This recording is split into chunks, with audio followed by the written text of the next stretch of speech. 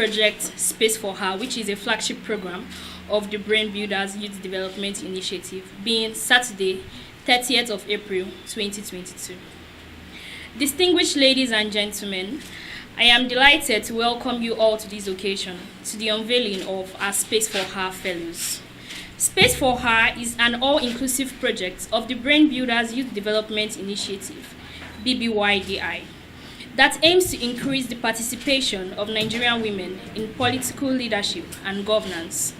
Through the flagship program, we seek to secure a safe space and encourage more women to take up leadership roles in Nigeria and break the barriers, which is the theme for the International Women's Day this year.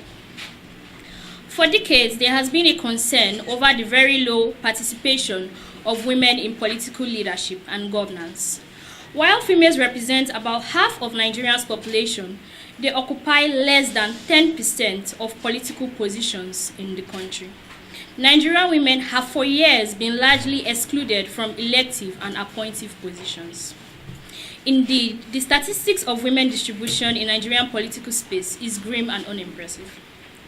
The Independent National Electoral Commission, INEC, in one of its reports disclosed that only 13% out of the 24,353 candidates that contested for various elective positions in the 2019 general election were women. Available data also reveals that women constitute less than 5% of the House of Representatives, which is made up of 109 legislators in the Senate, and only 8 of them are females, while out of the 360 members of the House of Representatives, only 11 of them are women. Across the country, we have a total of 990 lawmakers in the state assemblies, and only 40 of them are women. Out of the 43 ministers we have in the cabinet of President Muhammadu Buhari, only 7 of them are females. Since Nigeria returned to democratic rule over 20 years ago, we are yet to produce a female governor through an election. The closest we had was that of late Aisha Al-Hassan, popularly known as Mama Taraba, who lost the Taraba governorship election to the present occupier of the post in the year 2015. The only female governor Nigeria ever had was Mrs. Virginia Etiaba, who was sworn in on November 6, 2006, as the governor of Anambra State, following the impeachment of the previous governor, Peter Obi, by the state legislature. At the moment, only 4 of the 36 states have women as their deputy governors. They are Ogun, Kaduna, Enugu, and Rivers State, respectively. Now let's come down to Kwara State. A critical assessment of women elected and appointed into political positions in the state between the year 1999 and 2019 shows that women have not been fairly represented in political leadership positions. From 1999 till date, Kwara State has produced just 1 female senator and 4 House of Representative members. The situation seems to have gone from bad to worse. This is because under the current political dispensation, the entire 24 seats at the Kwara State has no female in occupying the seats, with only males. The present administration only gave a high percentage to the women in appointive positions compared to the previous administration. From the highlighted statistics, we can all note that gender inclusion in Nigerian political space has been very low, despite their large numbers and how much women vote during election. This is quite worrisome and very unfortunate that women in Nigeria constitute a small percentage of people in political decision-making and leadership roles. It may also interest you to know that in the past, different local and international bodies have invested energy and resources to advocate for and support women participation in politics and governance. But despite all efforts put in place, we are yet to meet the 30% and 35% affirmative action for gender inclusion as contained in the Beijing Declaration and National Gender Policy, respectively.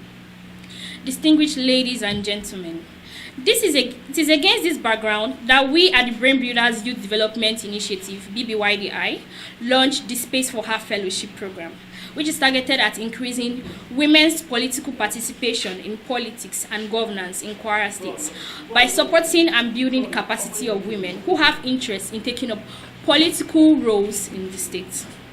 Supported by the Global Youth Movement, the Space for Her program is a 6-week intensive legislative and leadership development program, which is specially designed for Nigerian women who are ready to kickstart their careers in politics. We are set to encounter cultural restrictions against women going into politics. The program offers the following. 1. A 3-week structured residency fellowship where selected fellows will be trained on various political topics and also engage with stakeholders. An opportunity to participate as observers in the State Assembly and also interact with House Ministers of the Assembly. Access to virtual learning sessions, seminars, and a chance to network with lawmakers in Nigeria and across the world.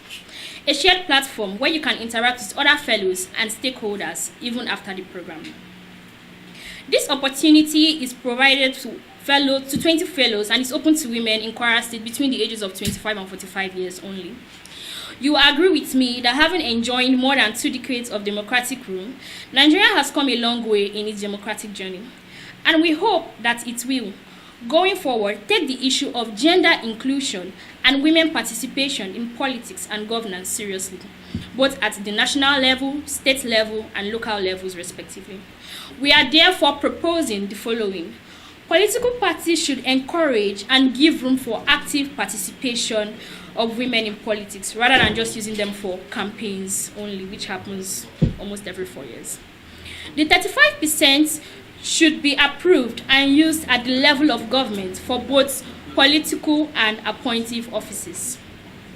There is a need for the creation of a safe and enabling environment that allows women engage meaningfully in decision-making and take part in high-profile activities.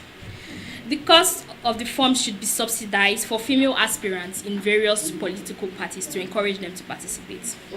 We are calling on the National Assembly to reconsider all the gender bills that were rejected by the lawmakers during the voting on constitutional amendments on March 1st, 2022. It's very ironic because the month of March was celebrated as Women's Month for Women Empowerment, and it was the same month that the National Assembly rejected the bill promoting women's participation in politics in Nigeria. There are about 5 of these bills that seek to promote and establish opportunities for women in politics, governance, and society at large. Denying women the opportunity to take part in politics and governance is a violation of their fundamental human rights and also violates the principle of democracy that provides for fair representative of all interest groups in the society. We must also note that women's participation in politics and governance is key to building a strong democracy and an all-inclusive society. As I conclude, let me also add that there is a need to change the wrong perception that some of us have about women participating in politics. Many see women politicians as prostitutes, which is wrong, disrespectful, and irresponsible, which are also wrong. Unfortunately, there are women who hold these wrong notions as well. They show hatred for their fellow women who go into politics. This is wrong and should be stopped. Women should support women. On a final note, I want to congratulate all the fellows that are to be inaugurated today. I urge you all to take advantage of this important fellowship to actualize your political ambition. I would also like to thank all our resource persons for the fellowship. We appreciate you all, those working here physically, those working virtually from their various locations. We want to appreciate all of you. A special gratitude also goes to the Global Youth Movement for this project. It is our hope that Nigeria shall soon witness a critical shift in gender inclusion and politics. Thank you all.